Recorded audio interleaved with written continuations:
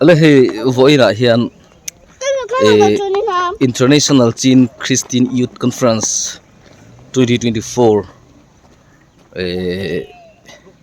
amun hi chan Maria Christian Center tinia kan kala hei nau pang ho nen kan kala tuna hian nau pang ho kan kalpuyeng inaw de pula san kalo le sa that kan lang hamo la ka do tan photo booth oma hei no man te ko mai kale photo booth tha ro le boya kale ding ro le tha ro lang toi ludo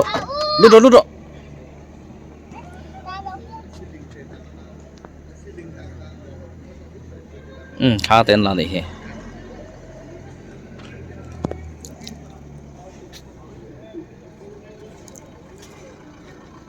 na chunga son luti la nuam khop mai o hei in khom puyen mangani hi International Chin Christian Youth Conference animo 28 November to 1st December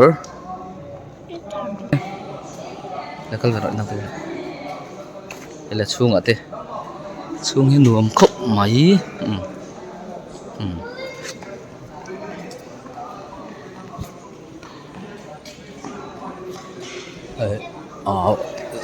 stage vela son kan kal china nge so lai son an worship team hon tong try ve me ka mun point ti rum khup maya heta hin kan nau zai do na wen hen zai tu kan thani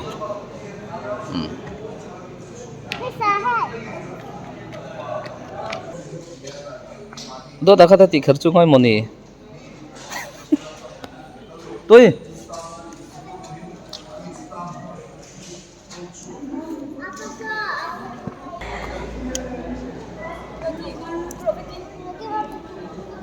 ala he a u hi zai do voina hian voina zai tur kan no thani hi akale he than la len welcome one kala to akale vakal rule thal le rule ta son le he thalak na te po photo but te pon nga khop mai photo but atam khop ayo are ready one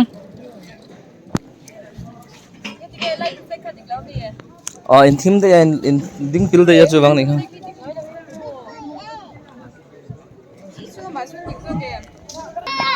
hamo la ka do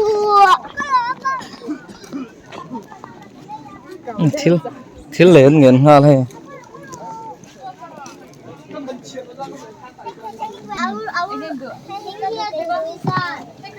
đủ hiên ngạ thế nha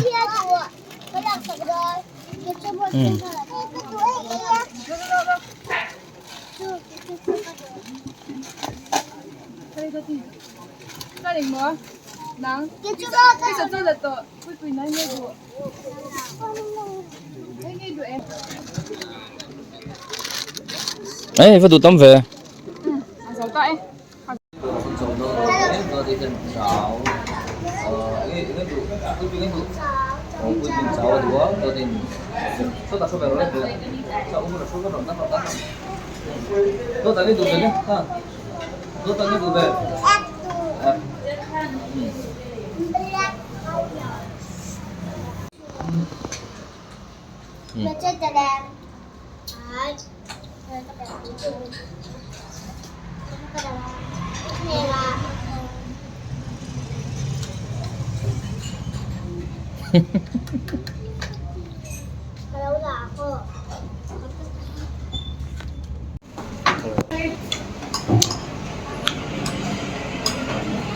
ăn đồ mẹ vẫn tới gồng ra